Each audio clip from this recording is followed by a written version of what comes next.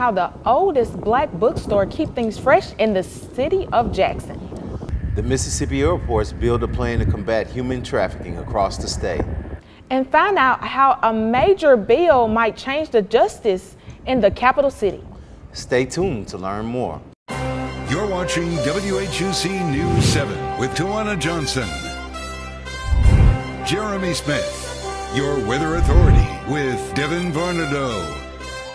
And sports with Maya McFadden.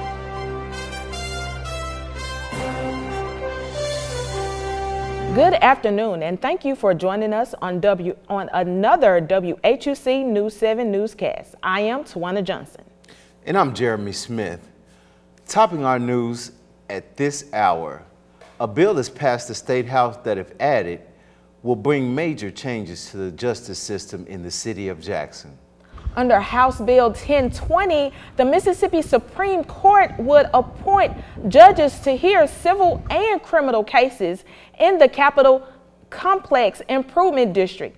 The Attorney District Office would be responsible for appointing prosecutors to take on these cases. Those in favor of this bill believe this legislation will help with the city's crime problems and help with the backlog of cases judges are facing. However, many also would believe this bill will increase policing, strip voting and political power away from the majority black citizens in Jackson, and divert tax dollars away from the community in need. The Institute of Higher Learning Board of Trustees for the state of Mississippi has placed Jackson State President Thomas K. Hudson on administrative leave effective immediately. This after the board faced serious backlash from college faculty for renewing the president's contract. The board trustee chose to renew President Hudson's contract even after a two-page resolution written by the faculty senate accusing the president administration of continuing patterns of failed to respect shared governance and other professional norms of higher education. The resolution also calls out persistent issues of campus safety, such as the homeless population on campus harassing students. Dr. Elaine Hayes Anthony, chair of the Department of Journalism and Media, has been chosen as temporary acting president until a further decision can be made by the Board of Trustees. Two famous pieces of the skyline of the capital city may be facing more serious changes. The King Edward Hotel, famous for its standout sign as well as its silhouette on Capitol Street, as well as the Standard Life Building, one of the tallest structures in the surrounding area, are both being prepared for auction. 10X, the real estate agent preparing the building for auction, is joining the iconic property of the Hilton Garden property nearby, with the entire property having a starting bid of $5 million. And this Black History fact in education, familiar faces to parents and children alike. For the years, the character of the Sesame Street had taught children a variety of lessons, from respecting others to valuing yourself. However, for those in Mississippi, those messages almost never made it home. Sesame Street, started by Joan Gans Cooney and Lloyd Morissette during the late civil rights movements and war on poverty, as a program to prepare disadvantaged children for elementary school in places where daycare or preschool wasn't an option. However, the program did meet several controversies here in the Magnolia State. That's right. Sesame Street was banned in the state of Mississippi on April the 17th, 1970, because of several episodes between black and white children were playing together. Though this decision was frowned upon across the country, that did not stop a state commission from pulling the show off the air. This decision was met with enough outcry that both the state and the national level, that 22 days later it was returned to the airways. Though there were never a formal apology by the state or the commission who made this decision, there were clearly no hard feelings, and children across the state has been able to learn from Muppets such as Bert, Ernie, and Elmo without issues ever since. Jim Hill High School in Jackson has long stood out across the state for its choir program, but now they have the opportunity to stand out at the international level. After winning several local and state competitions, the school took their students to Orlando late last year to compete in a national competition where they placed first over a dozen other schools from across the country. This has opened the door for a once-in-a-lifetime opportunity for these students. They now have the opportunity to travel to Nassau in the Bahamas for their first international competition. We wish them good luck. Did you know the city of Jackson is home to the oldest black bookstore in the nation? Marshall Bookstore on Ferry Street has been serving the capital city since 1938 and has been running by 3 generations of secondary owners' family ever since. Maddie Jones Primar tells us about the history of the bookstore as well as her family connection to the town of Utica. Marshall's Music and Bookstore was founded in 1938 by Reverend Lewis Welcher. When he was ready to retire, he came to my grandmother and she purchased the bookstore. So we are now in our 85th year of operation. We've always been located here on Ferry Street. My grandmother is from Utica. She was born there and lived most of her life there in Utica. She graduated from Utica Technical Institute. Well, we're very proud that we are the oldest black-owned bookstore, not only in the United States, but also in North America. Now let's take a look at our weather with weatherman Devin Vardido. Thank you, Tawana. Good afternoon, everyone. Right now, we're looking at some temperatures in the low 80s, and that's 82 right now is our high for today. Tonight, you can expect some temperatures cooling down just a little bit into the mid-60s. Tomorrow, you can expect some weather more similar today, with highs hitting up again to 82 degrees. We're going to start seeing some more warm weather as we have a front possibly moving up from the Gulf of Mexico into next week. We'll tell you more about that when we get to our 7-day forecast. Back to you guys on the desk. Thank you, Devin. When we come back, we will have a group of Madison County 4th graders are bringing new representation to the Magnolia State. Stay with us. Are you ready to join the Welding and Cutting Technology Department at Hines Community College Utica campus?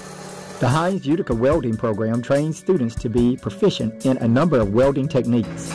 In the welding program at Hines Utica, students prepare for entry-level employment in the field of welding and cutting. The program highlights field and shop safety, MIG welding, TIG welding, flux cord welding, and shear metal welding skills, basic blueprint reading, and more. The welder program also provides students with the time and space necessary to develop their skills in order to gain entry-level employment in the welding field. So don't delay. Come to Hines Utica today and begin your career in welding. Welcome back, and now a more lighter note on the city of Jackson. Mississippi has always been known for their agriculture, but many do not know what the state most produced fruit. Any idea? What about the most common gem in the state? A 4th grade class in Madison County learned these lessons, and it leads to a push in the State House for a new symbol for the Magnolia State. House Bill 1027, which passed 110 to 1, named the blueberry as the new state fruit. In the case of opal being named the state gemstone, the opal proposal, House Bill 722, passed 115-0. Opal and blueberries join the list of many state symbols, including the magnolia flower, the white-tailed deer, the largemouth bass, as well as the state song and fossil. In entertainment news, fans of the King of Pop are in for a surprise. Director Antoine Fuqua is bringing life of Michael Jackson to the silver screen. Although some, such as myself, may be asking who can possibly step into those shiny shoes and do it justice. The inspiration definitely hits home for the chosen actor. Jafar Jackson, nephew to Michael will be stepping into the role in the upcoming biopic, Michael. The film is expected to begin production later this year. I can't wait to see it. For years, the Brandon Amphitheater has been an exciting venue for those across the state to see some amazing artists as they stop in. And this year has added some stellar names to the lineup. This summer, you can expect to see such popular acts as Leonard Skinner, James Taylor, and just as announced, the Doobie Brothers. That's right. The Doobie Brothers will bring their 50th anniversary tour to the Brandon Amphitheater. Also coming to the Brandon Amphitheater later this summer is country music singer Sam Hutt and rock band Widespread Panic. I can't wait to see some of these amazing acts. I would really like to go see Luke Bryan. Various organizations on the Hines Utica campus came together recently to clean up the areas surrounding the campus. Students from Phi Theta Kappa Yearbook and Cheer cleaned Utica Institute Road, the road behind the campus. Alexis Williams tells us why she chose to help keep the campus clean. So today we're cleaning up the ditch and trying to help better the environment. The group cleaned up 15 bags of trash from Utica Institute Road, and another day is being scheduled to keep the campus beautiful. The Hines Utica Institute is geared up to teach students about England culture by living it. A group of 10 students, including 2 of our very own WHUC News 7, Devin Varnado and Maya McFadden, are standing by to tell us about their trip. That's right, you guys. We're actually making the last preparations for our trip this week, and we will be gone through the college's spring break. And of course, we'll be bringing you day-by-day coverage about everything we do and what the other students learn while we're out there. Well, we hope you guys have an amazing time learning and experiencing a different culture. Well, everyone, when we come back, we will take a look at the forecast for the upcoming week. Stay tuned. Are you interested in becoming a fashion designer, buyer, or stylist? Or maybe open your own boutique?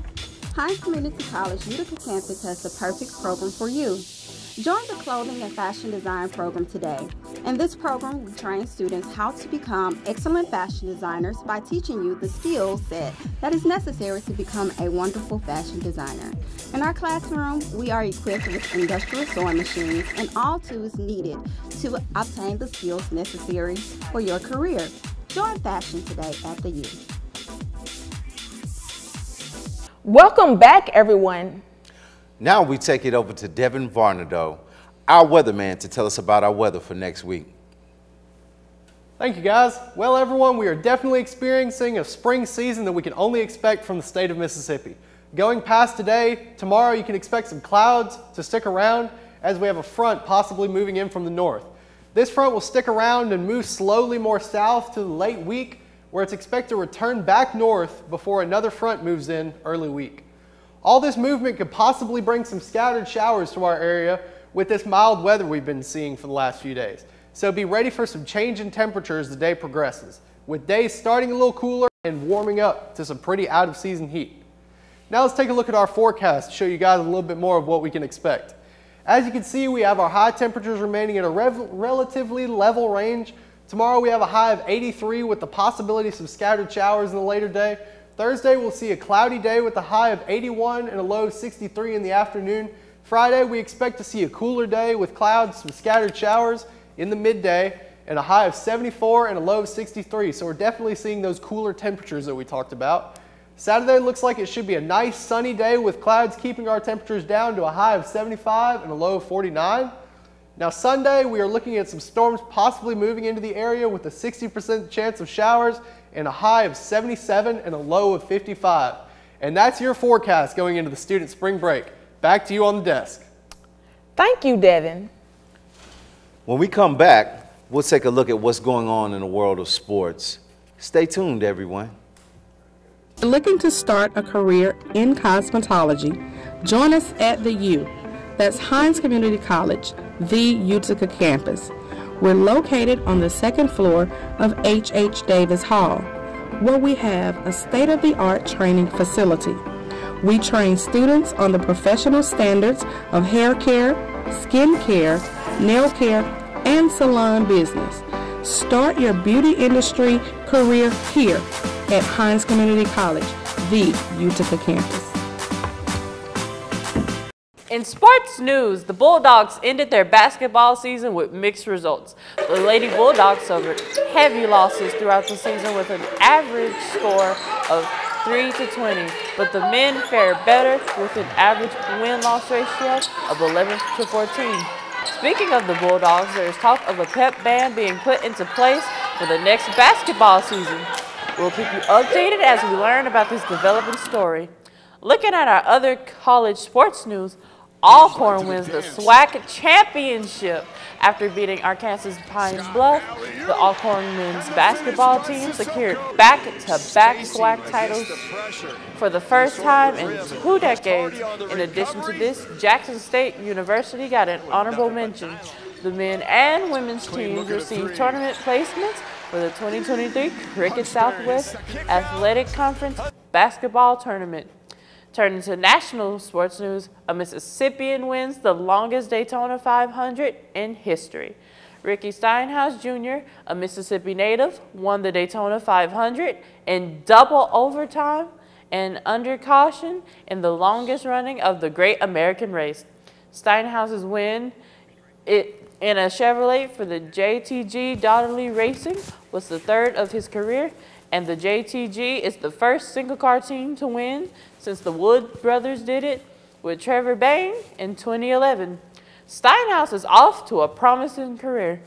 And in the world of swimming, Brian Sullivan from Millsaps College is one of the 16 people chosen to participate in the Division II National Swimming Championship. And while last year he didn't place higher than 21st in any of his events, he hopes to get into the top 3 this year. 3 former Alcorn Braves, C.J. Bowler, Claudine Sherilis, and Kieran Kinsler, and 3 former JSU Tigers, Dejon Nugget Warren, Aaron Hartman, and Tony Gray, competed in the HBCU Legacy Bowl. Both teams made up the various parts of Team Robinson, the winning team. Let's get a shout out to Alcorn and JSU for their contribution. And that is all in sports news for you today. Thank you, Maya. Thank you so much for interesting things that's going on in the state. Now, look, let's take a look at our last weather. Devin, can you give us some things that are going to be happening while you all are traveling on your way to England?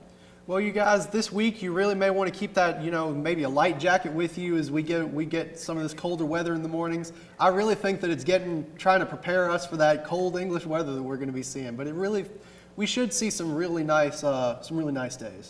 Okay, well, this is it's going to be great. I know y'all are going to have great fun, and things are just really happening for us. So, Jeremy. Make sure that you guys are safe, and for you out there, be sure to keep your eyes on our YouTube channel for more on some of the amazing stories. We'll see you next time, everyone.